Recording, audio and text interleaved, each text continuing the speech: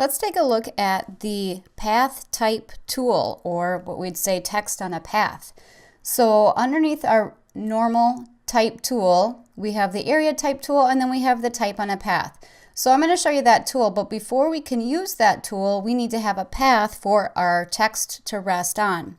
So we can type text with this on either a straight path or a curved path. So I could do something like create a rectangle, click and drag, and I could walk text around the outside of that.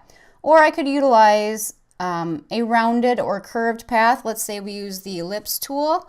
This time I hold down my shift key to drag a circle, and remember we can get our key combinations all together here. If I hold down the alt key, I drag from the center, and again my space bar, I can move it around. So now I have shift, alt, and space bar, and I need to let up on my mouse first before anything else. All right, another path that I could put my text on would be an irregular path that I draw. So I could either use my pencil tool here, or in a couple of lessons we're going to learn about this lovely pen tool. So I'm just going to click and drag just to give you a little preview here. Okay.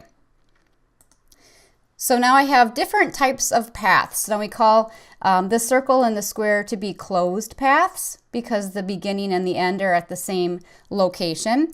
And then my opened path where my beginning and my end are not the same. So let's go to my type tool here. Type on a path, and what I need to do is click again on the edge of a path. And when I do that, I again lose my attributes, so I will lose the fill and stroke that are on that path, and I get my flashing cursor, which indicates that I'm ready to type. So I can type on a path. It is sometimes hard to control the spacing, because this one actually worked fairly well. But if I now go back and select this text, and I'm using my same type on a path tool, I'm just clicking and dragging through, and I'm going to go to character, and I'm going to increase my size. You'll start to see that some of these letters in the bends, actually we're doing pretty well, but they'll start to tip over into each other. So it sometimes can be hard to control. And again, this one now I'm running out of space. I get my little red box with the plus indicating that my text is overflowing. So it's as easy as that. Now I'm going to go up to my circle. Let's just zoom in, control and space bar. Let's focus right on this. Oops, too far. Let's focus right on this circle. So I'm going to use my text on a path again, and I can click wherever I want on this circle. Okay, and here's my flashing cursor ready to go. Now again, I lose the attributes, so my fill, if I didn't have a fill, the stroke was black, but I lost it. If I want to have that back, it's a good idea to make a copy and work off of a copy for your text. So I get my cursor. Now I can play around with adjustments here. So I could go back to my selection tool, and when I do that, I get all of these different types of guides. My thought or my suggestion is to center your text, because these little guides are indicating margins. This actually is my left, and this is my right, and this is the center of my path, my line. So I'm going to choose center because I just feel like I can control it a bit better. That way, this longer handle, and you can see my cursor changes from the arrow to an arrow, but then I have this extra line and arrow smaller. That tells me that I'm right on that guide.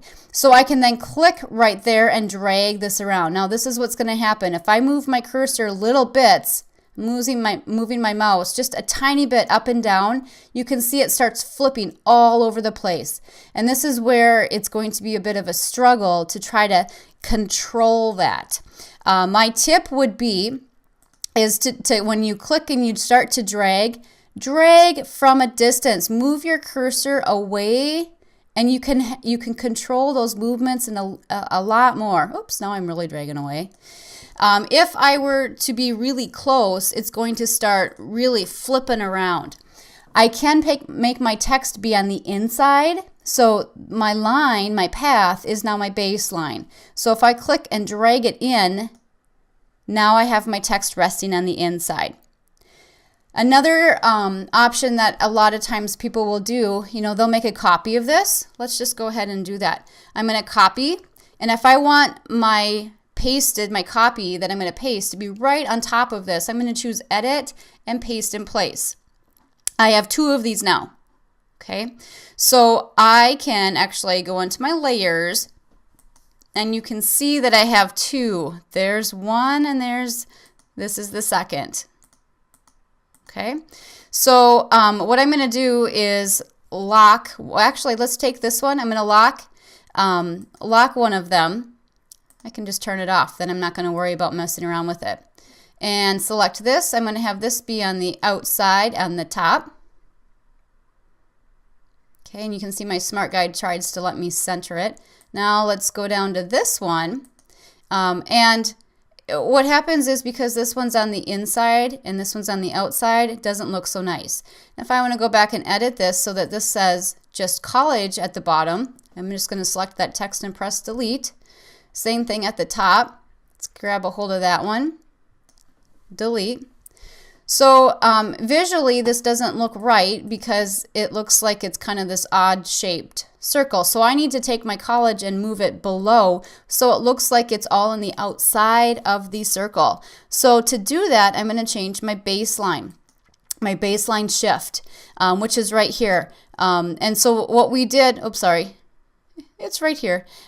So what we did last time, a positive moves it above the baseline and a negative moves it outside. So I'm going to move it outside visually right around there. It's going to look proper. And another tip, if you're going to do something like this, all caps works much better.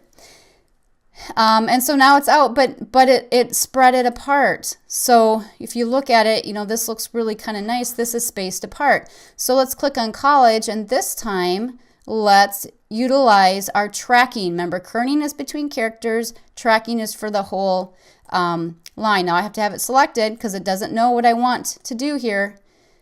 It cannot read my mind. And I'm going to decrease it to move it closer. And it's going to be a visual thing where you think it needs to go. I can try to quickly move it, probably a bit more than that, but you get the idea. So that's the way that you can make it look consistent and kind of cheat without having to figure out a whole bunch of math and 2 circles and all of that fun stuff.